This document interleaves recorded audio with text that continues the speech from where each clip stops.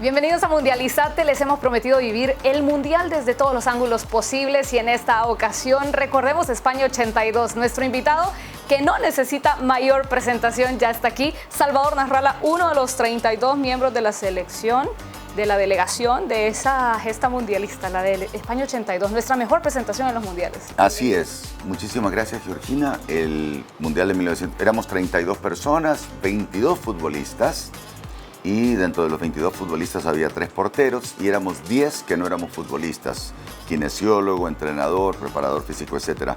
Fue un momento tan emocionante que yo tengo tan frescos los recuerdos como que si eso que pasó hace 40 años hubiera pasado ayer. Que están todos contenidos en ese compendio que usted hizo, en ese librito llamado España 82 Mundial. En esa época no se acostumbraba a hacer ese tipo de libritos. De hecho, yo gané premio en el Campeonato Mundial de 1982 como el mejor jefe de prensa. Fue innovador, claro. Fue la primera vez que cada equipo tenía que tener un jefe de prensa. Le facilitó el trabajo a todos los demás porque hizo todo el recorrido de la información. Cada vez que llegaban los periodistas, especialmente Honduras, que era un país desconocido, yo les entregaba un librito donde estaba toda la información de nuestros jugadores, la edad, nacimiento y también un poco de información de los goles, los encuentros, todo los protagonistas. Sí, que yo lo fui coleccionando a partir del momento que me involucré con la selección nacional. ¿Cómo es que se involucró? ¿Cómo llega a ser jefe de prensa en España 82? Porque no fue su primer mundial. Yo conocí a Chelato Cles en 1969, cuando Chelato era un muchacho de 27 años de edad que venía llegando de Argentina de tomar el curso de entrenadores de la AFA. Y después me volví a encontrar con él en 1977, cuando regresé yo de estudiar en Chile. Y él era el técnico del Broncos de Choluteca y bueno, yo sabía que él era un técnico diferente a los técnicos locales. Claro. Y nos pusimos a platicar por qué Honduras ni siquiera se había presentado a las eliminatorias para el Mundial de Argentina. Y era por razones de una guerra que hubo en 1969 y Honduras decidió no inscribirse porque tal vez le tocaba jugar contra El Salvador. Sí, evitando conflicto. Y entonces, platicando con él, en el programa Este Domingo, surge la idea, junto a un señor que dirigía ese programa que se llama Jacobo Goldstein, que también estaba involucrado dentro de la FENAFUT, que recién había nacido en 1981, y de armar un proceso, hacer un proceso que nunca se había hecho en Honduras. Y entonces yo fui parte de ese proceso, que inició en 1980 con una selección que se corona por primera vez campeona de Centroamérica, y que al año siguiente se corona por primera vez campeona de CONCACAF, por primera y única vez campeón de CONCACAF. Y además se hicieron 2 giras por Europa. Entonces, como yo estaba tan cerca de Chelato Cles y prácticamente era el hombre de confianza de él por encima de cualquier directivo, cuando llega el Mundial, el señor Ferrari, presidente de la corporación del Canal 5, que era lo que existía en esa época, decidió incluirme a mí como conocedor del fútbol mundial dentro de esa delegación para ayudar, porque el presidente de la delegación era don Daniel Matamoros y el otro directivo era Pito III.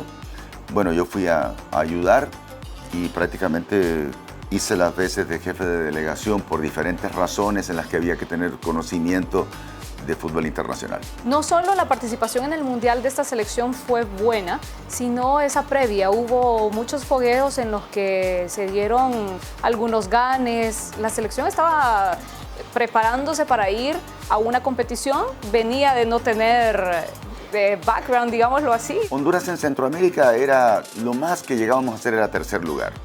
No habíamos sido segundos, mucho menos primeros. No habíamos sido nosotros campeones de Centroamérica, salvo segundo lugar, creo que se obtuvo en 1955, que eso es historia, aunque yo tuve el video. Entonces, por ejemplo, la primera vez que se le ganó a Costa Rica en Costa Rica, el 1 de octubre de 1980, fue esa selección de Chelato Cles en el estadio Ricardo Saprissa, 3-2, ganábamos 3-0.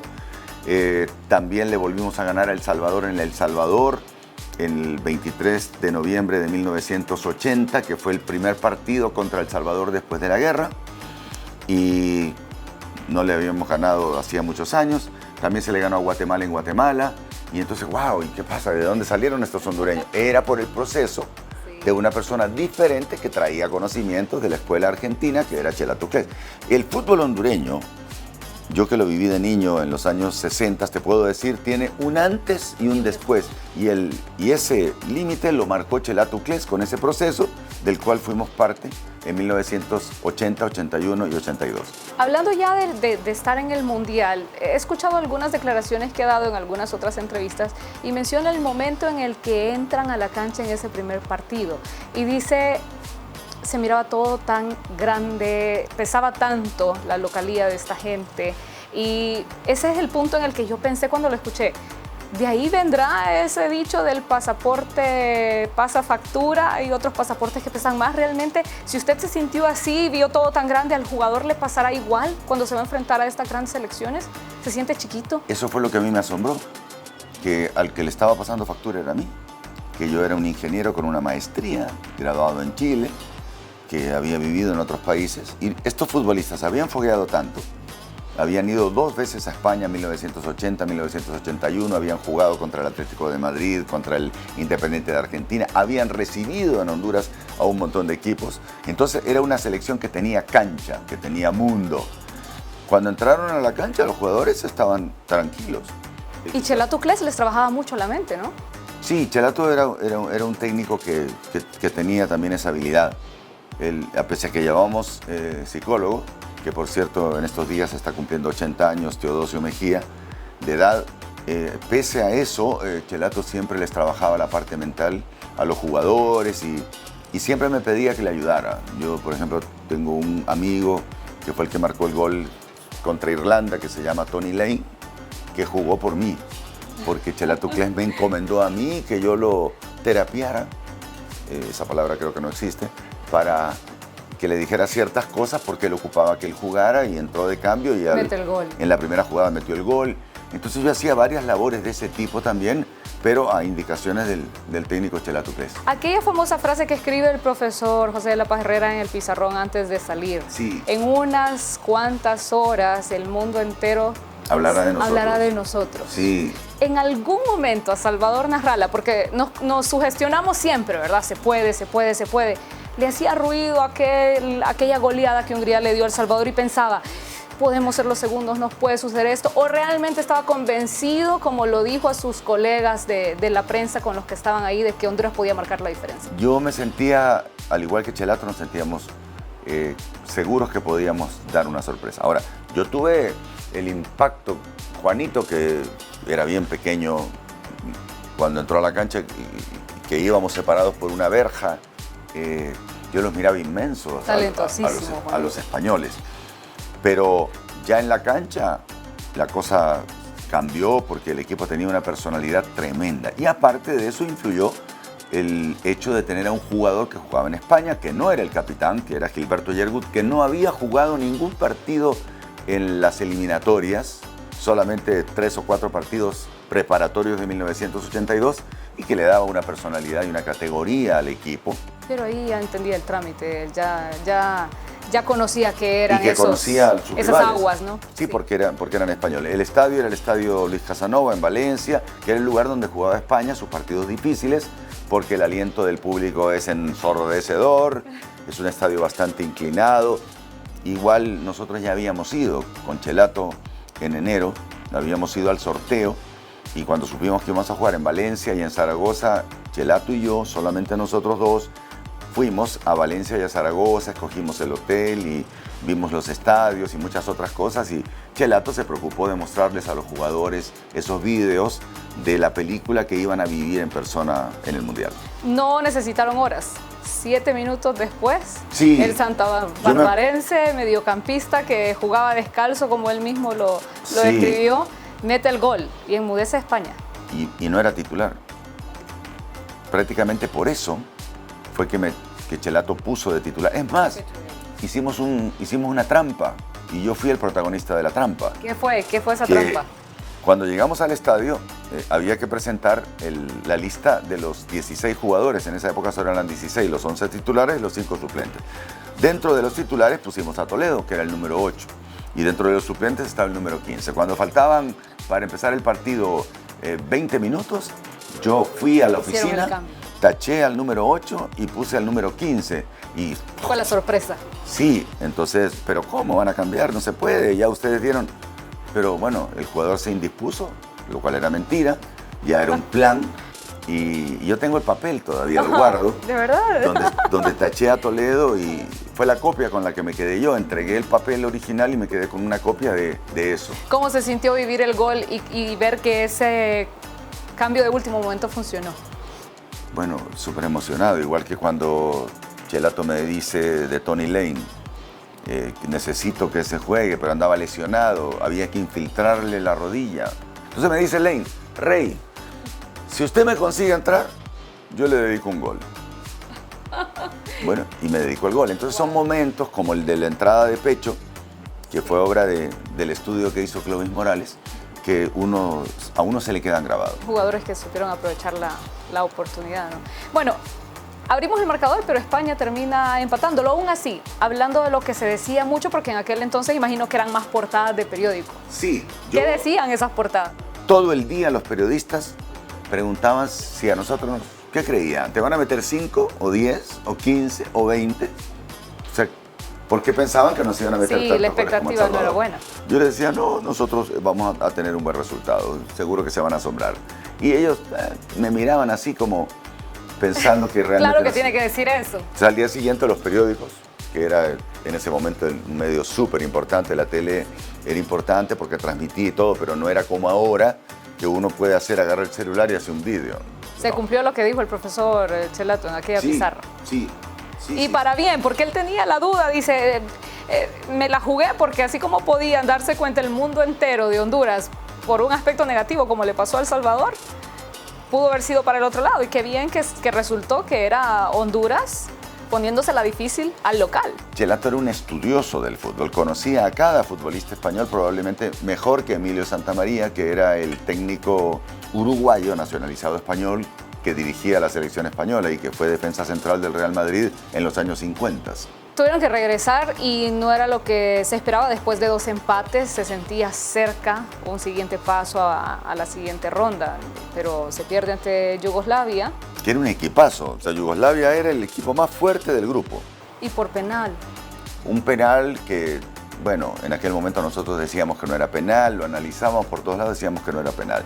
Después ya si uno lo mira objetivamente, probablemente sí fue penal de Jaime Villegas, pero...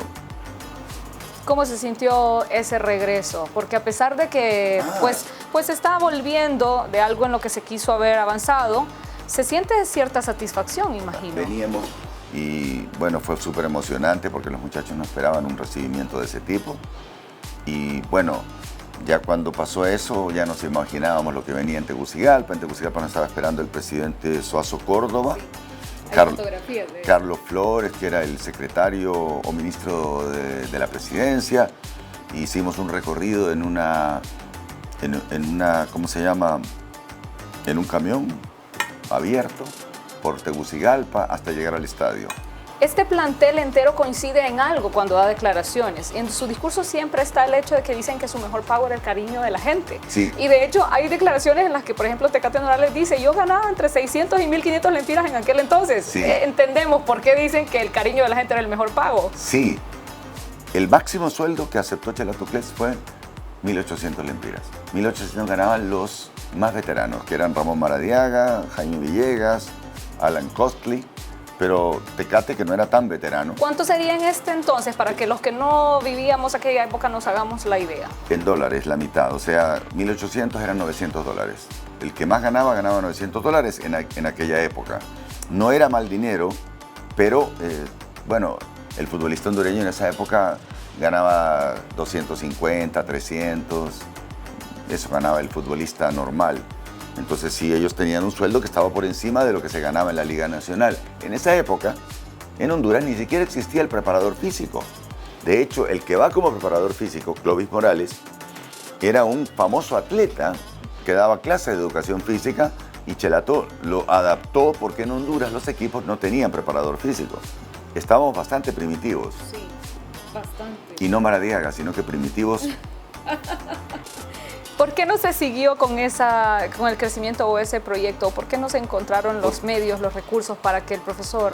Por falta de visión de la gente directiva, fundamentalmente. Yo empecé a insistir a través del programa, en la televisión y todo, Chelato presentó un informe señalando la necesidad de continuar con eso, pero no, prácticamente se dejó pasar como 2 años antes de reanudar para la eliminatoria de 1986. Y para la eliminatoria de 1986 tuvimos la mala suerte que Colombia perdió la sede, declinó la sede, entonces al nombrar a México, México clasificaba automáticamente. Y en esa época tenía CONCACAF 2 plazas, entonces perdió una, entonces solo clasificaba el campeón. Y tuvimos mala suerte que Canadá nos ganó en Tegucigalpa el 25 de agosto de 1985, 1-0 con un gol de George Pacos. Usted que conoce todo ese origen de, digamos, porque así lo dijo muy bien usted, un antes y un después, entonces digamos el origen de ese talento futbolístico que se puede desarrollar en nuestro país. ¿Qué hacía tan especial a esta selección, además de lo que nos mencionan ellos mismos, de que eran una familia, eran un grupo unido, que tenían al mejor entrenador técnico que hemos tenido nosotros, el profesor José de la Paz Herrera, versus lo que vimos después en las siguientes 2 clasificaciones? Lo que pasa es que el fútbol se fue mercantilizando, entonces el fútbol se convirtió en un negocio, el mercadeo pasó por encima de cualquier amor a la camiseta y eso. Entonces ya el jugador, por supuesto que siempre con amor a la camiseta, pero siempre pensando en el dinero. Pensando en la vitrina que es, más sí, individualmente en lo que puedo conseguir en mi carrera a partir de mis presentaciones. Que fue la razón por la cual no acudimos con el mejor equipo que tuvimos el de 2001 al Campeonato Mundial de Corea y Japón. Honduras era el mejor equipo del área, con seguridad. Teníamos en su plenitud a Rambo, a Amado Guevara, David Suazo. Bueno, una generación espectacular de futbolistas.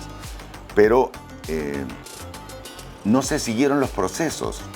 Y además, en esa época la prensa deportiva, había un caudillo de la prensa deportiva que era súper nocivo y que no entendía. Era más un agitador de masas que un conocedor y perjudicó mucho a Chelato Cles. Es más, le aceleró la muerte. Felizmente ese señor falleció en el año 2000 y a partir de entonces, con el fallecimiento de él, arranca el éxito de la selección nacional. El éxito de la selección nacional a nivel de clasificación, porque no hemos podido tener una presentación medianamente parecida a la de España. Pero yo te puedo decir que en Honduras nace la mejor materia prima futbolística de CONCACAF, incluyendo México y los Estados Unidos. Pero no tienen dónde jugar. Yo también lo creo. No se alimentan adecuadamente. Entonces crecen, por ejemplo, con condiciones que no son las adecuadas. Por eso, Andy Nájar, que se fue mojado a Estados Unidos, se pasa lesionando. Por eso hay varios jugadores que han sido buenos, pero se les considera un vaso de vidrio. Fácilmente se lesionan. El mismo Albertelli se lesiona fácil. Hasta David Suazo, que creció en un hogar con formación y buena alimentación, se lesionaba y que probablemente si hubiera crecido en otro lugar no tendría esas lesiones. Si en Honduras nos preocupáramos de la educación integral, la cabecita, el fútbol, las técnicas del fútbol, buenas canchas, nosotros seguramente que seríamos el mayor exportador de futbolistas del área. Sí, porque hasta el momento solo nos preocupamos por traer un director técnico como si ese fuese el único salvador y el único capaz de hacer todo lo que no se hace a nivel de proceso. Cuando trajeron a Fabián Coito, yo les dije, Coito es un hombre no para dirigir la selección, Coito es un hombre para armar un proceso y otro tiene que dirigir la selección. Pero claro, la inmediatez en la vida... Apagar el fuego de hoy. Es lo que la gente en general busca siempre. Siempre la gente busca la inmediatez, resolver ahorita. O sea, yo clasifico al Mundial y quedo a la historia como que clasifiqué al Mundial. Pero el trabajo se tiene que empezar y de hecho no se está haciendo. Eso iba a decirle, hemos caído en otro bache, aunque la verdad sí lo vemos así, y usted que ha participado de todos estos mundiales desde que nos menciona, la excepción fue cuando clasificamos realmente, porque de todos esos caminos, en 3 ocasiones hemos estado en una competición de estas. Sí, es realmente la excepción, no es la moda. No, sí, en 2009 se clasificó, teníamos una excelente generación de futbolistas, la mayoría jugaba, bueno, una gran parte de ellos, 8 o 9 jugaban en Europa. Rambo, David Suazo, Maynor Figueroa, varios jugadores estaban en Europa y eso, pero no solamente que estaban en Europa, digamos, porque ahorita yo tengo jugadores en Europa, está David Flores, está el otro muchacho, pero juegan en equipos pequeños. En aquella época jugaban en las ligas, en las 5 ligas más importantes, la liga italiana y la liga inglesa, entonces otro mundo. Entonces teníamos, Wilson Palacios era el mejor número 5 del mundo, el mejor contención del mundo, jugaba en el Tottenham.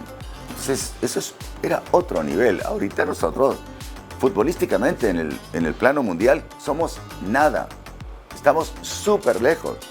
Yo diría que hemos regresado a la época de 1974, 75, 76. De ser campeones en aquel entonces de CONCACAF con esta selección, a ser 8 en la octagonal. Sí, a lo que llegamos en 1980, ahorita hemos retrocedido casi 40 años. ¿Cómo salimos de ahí en 3 pasos? Con gente inteligente que sepa lo que hay que hacer y que los demás entiendan que esto no es solamente lo que se le ocurre a cualquier muchacho, por mucho que le guste el fútbol. Esto es cuestión de hablar con los que saben. Por ejemplo, ahorita Honduras participa, juega en eliminatoria de Copa Oro, jugó contra Argentina, jugó contra Guatemala. ¿Quién técnicamente analiza lo que pasó y por qué pasó? Nadie. Todo está en manos de un cuerpo técnico que no es su función. Tiene que haber, y en aquel momento yo les recomendaba a Chelato Clés, a Primitivo Maradiaga, tiene que haber un equipo técnico que analice. La FIFA, para que la gente sepa, en los mundiales tiene un grupo de analistas técnicos que hace un informe técnico de cada partido. Yo estuve con Washington Tavares, por ejemplo, que fue técnico de Uruguay, el que llevó a David Suazo al fútbol italiano, siendo veedor de un partido de Honduras. Y ellos miran algo más de lo que mira un periodista, porque son conocedores del fútbol. Y eso en Honduras, creo que quien lo podría hacer, por ejemplo, de los que están vivos ahorita, Ramón Maradiaga, tal vez Héctor Castellón, con menos experiencia, pero fue profesor en México, para mencionarte un par de hondureños. Ahora, igual puede haber un técnico extranjero que esté involucrado, aunque no sea de la selección. Se necesita eso, fundamental. Y, por supuesto, iniciar todo el proceso que se requiere con canchas, con escuelas, con formación en los colegios, con alimentación, con educación no solamente futbolística, porque yo puedo enseñar táctica futbolística, técnica futbolística, pero el niño necesita además una formación intelectual. Sí. Si no se tiene eso, ¿por qué los europeos no ganan? Porque son rápidos no solamente de cuerpo como nosotros, son rápidos en la decisión. Entonces, no la piensan para rematar, no la piensan para cabecear, no la piensan para desmarcarse. Son rápidos. Es la velocidad que nos falta como país. No es un problema solo del fútbol. De acuerdo. Es un problema de país. De hecho, el fútbol vendría siendo un reflejo de todas las carencias que tiene. Claro, y de la lentitud con que se actúa en Honduras. Esa es la realidad. Por eso somos uno de los países más atrasados con dolor. Porque la gente veloz para tomar decisiones no está tomando las decisiones. ¿Qué cosas podríamos rescatar de esa España 82 que necesitamos que hoy más que nunca estén vigentes? El amor por la camiseta, por encima de cualquier cosa. El futbolista Tony Lane, por ejemplo, dejarse inyectar una rodilla es infiltrarse. Eso te va a traer consecuencias en tu vejez. Tal vez vas a tener que andar cojeando o lo que sea. En ese momento se dejó infiltrar, porque para él poder jugar un mundial, representar al país, fue una locura. Entonces es un hombre que quedó en la historia. Ese tipo de sacrificios, por ejemplo, o los sacrificios de esa gente que se fue a dormir, que yo lo vi, no me lo contaron, en una casa en Valle de Ángeles, concentrado para la hexagonal de 1980, una casa en la que dormían 6 futbolistas en literas, en cada cuarto, sin comodidades, que caminaban de noche para ir a cenar a un comedor, arroz, frijoles y queso, y un huevito. Eso de aquella época no existe más. El futbolista después empezó a pedir hotel de 5 estrellas y un montón de cosas que bienvenidas. Pero la prioridad era el amor por la camiseta y el sacrificio. Entonces esa selección, nosotros estuvimos celebrando la participación en España durante, 30 años, yo creo. Sí, eso a nivel futbolístico. Y a nivel de estrategia, a nivel técnico, ¿qué debe haber hoy más que nunca vigente que se pueda llamar legado de José de la Paz Herrera para sacar a Honduras de donde está hoy? Se tiene que tener alguien que trabaje toda la parte de producir futbolistas en la base, que podría haber sido Fabián Coito. Y otro diferente, que puede ser Diego Vázquez, que dirija los partidos. Pero tenés que ir produciendo futbolistas que realmente tengan las capacidades. Y ahorita, si uno se da cuenta, Guatemala, el propio Honduras, tiene jugadores que están actuando en otros países. Esos futbolistas tienen 14, 18, tienen alguna relación con Honduras, comieron bien, crecieron bien comidos, juegan en buenas canchas, tienen buenos entrenadores, y entonces ahora están destacando internacionalmente. Guatemala ya nos pasó. Sí, ya nos la pone difícil en cada fogueo. Sí, bueno, tuvimos suerte de ganarle el otro día, pero ellos merecían ganar. Exacto. ¿Pero por qué? Bueno, tienen jugadores universitarios, la educación ayuda mucho a la parte mental, tiene futbolistas que nacieron en Europa pero son de padres guatemaltecos, y a la larga, El Salvador también. Ok, pero... Hizo mejor papel, de hecho cualquiera del octagonal hizo mejor papel que nosotros, quedamos últimos. Cuando enfrentamos a Costa Rica hace 20 años, yo hice un análisis de la selección de Costa Rica de hace 20 años, que nos ganó en Tegucigalpa el 1 de julio del 2001, perdón, que nos ganó 3-2 aquí, cuando teníamos un super equipo. Nos ganó por otros factores, por factores más mentales, porque ellos, la mayoría, eran universitarios. Los nuestros eran mejores futbolísticamente hablando, pero ellos eran más inteligentes, tenían una mejor formación. Yo siempre hice hincapié en eso. Claro. Entiendo mejor la estrategia cuando me la explican, entiendo mejor mi rol, entiendo mejor lo que debo hacer dentro del campo de juego. Si tú le preguntas a un futbolista, incluso del 82, ¿qué es lo que más te molestaba de Cheratucles? Escucha, que nos pasaba unas películas de fútbol y se quedaban dormidos. Muchos se quedaban dormidos. Y les explicaba, esta jugada tiene esto especial, esto es así, este se fue para allá, este se metió por acá, volvió por allá. Y los jugadores los encontraban. Quería que entendieran cómo moverse sobre el campo de juego. Es la táctica. Entonces, hoy en día todo eso está más computarizado. Pero todo eso se puede resolver en la medida que intelectualmente lo vayan comprendiendo la gente. O sea, tiene que haber directivos que tengan el conocimiento más allá de la inmediatez. La voluntad Un también. técnico arma todo el tinglado para hacer crecer este montón de plantas que están ahí. Y otro es el que dirige ya la selección para jugar en el plano internacional. Salvador Narrala no avisora en el futuro más cercano, corto, mediano plazo, entonces que podamos superar a esa selección de España 82, así como vamos. No. Ahorita nosotros vamos en picada. Duele decirlo, pero sinceramente Honduras va en picada. Ya nos está superando Guatemala. La última vez que Guatemala nos ganaba era en 1967, hace 60 años. Casi. Hoy Guatemala está mejor que nosotros. Deberíamos haber evolucionado, ¿no? Pasaron 40 años ya de... Es que Honduras se dejó estar después de la gran generación que nos permitió clasificar a 2 mundiales consecutivos. Ese fue el problema de Honduras. A partir de 2015 empieza a caer, ya no tenemos jugadores en la primera división ni en Inglaterra. Porque no estamos exportando y lo que exportamos nos lo regresan después de pasar en banco. Porque lo exportamos crudo. O sea, al futbolista para llegar se necesita ya mandarlo formado. O sea, aquí el mejor negocio, si alguien quiere una recomendación, es poner una escuela de fútbol.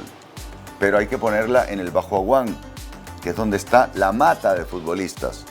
Ahí, con un buen profesor, con un buen instructor, se puede tener exportar un par de jugadores medio formados de 15 Las años. alianzas y bilingüe, por favor. De 15 o 16 años aproximadamente de edad. Y se venden por $200,000 y te los compran. Porque un futbolista que tiene cualidades, fácilmente por 5 o 6 millones de dólares se coloca. Entonces llevárselo de Honduras por $100,000 o $200,000, que aquí es un montón de pisto, la gente lo compra. O sea, hay empresarios que se dedican a esto. Honduras necesita un trabajo de base. El trabajo de base es lo que no quieren hacer, porque cuesta dinero. Por eso yo me alegré cuando se destinó un presupuesto de 400 millones de lempiras para el deporte. Pero solo se asignó, no se le ha entregado. Pero con ese dinero se puede iniciar. También hay que ver cómo se ejecuta, porque el 80% va dirigido a la parte administrativa y no llega a la parte operativa. Exacto. Cuando vemos los reportes financieros. Exacto, para eso se necesita tener personas que entiendan de la parte científica del deporte. Los niños van en la mañana a clases y en la tarde juegan fútbol. Y viceversa. Juegan en la mañana fútbol, van en la tarde clases. Y todo esto se combina con la alimentación, porque la mayor parte de los muchachos en Honduras van a clases sin alimentarse, que es lo mismo que le pasa a los futbolistas, entonces no pueden rendir. De repente aparece, como tuvimos la suerte en la primera década de este siglo, que apareció una constelación de futbolistas, Dani Turcios, Amado Guevara, Rambo, David Suazo, Maynor Figueroa, Noel Valladares. Eso fue una cosa que ocurre pocas veces, no solamente en Honduras, eso fue una generación espontánea. Una vez que la generación espontánea se va, lo que queda es lo que tenés plantado. Nosotros no teníamos plantado nada. Entonces de repente aparece uno que es bueno, pero no tan bueno como era David Suazo, que es el caso, por ejemplo, de Ellis, o Kioto, pero no tan bueno como Rambo. ¿Me explico? Entonces uno se queda y dice, bueno, Edwin Rodríguez, sí, pero mejor era Amado Guevara. José Mario Pinto, sí, pero Dani Turcios era mejor. Esos son niveles de la generación espontánea. Los otros son buenos con respecto al promedio que tenemos, pero jugando en canchas de piedra y con mala alimentación, y al final no terminan triunfando por eso. ¿Por qué se lesiona tanto el Choco Lozano? No tuvo una buena alimentación, pero es un jugador inteligente. Ahora, la labor de él no la entiende el aficionado, pero cuando él está hay más orden. Entonces hay cosas que el aficionado no las comprende, pero que los entrenadores sí. ¿Por qué Pinto, el entrenador colombiano, siempre Lozano era titular para él? Porque era el jugador más inteligente de la cancha, el que podía seguir las instrucciones y tácticamente era disciplinado. ¿Por qué hay jugadores muy buenos ahorita que no son titulares? Porque no tienen la capacidad mental, producto de mala alimentación cuando eran niños, para poder interpretar lo que el técnico les dice que hagan en la cancha en tales y cuales momentos, porque los partidos tienen diferentes momentos. O sea, en un momento es esto, pero en otro momento es diferente.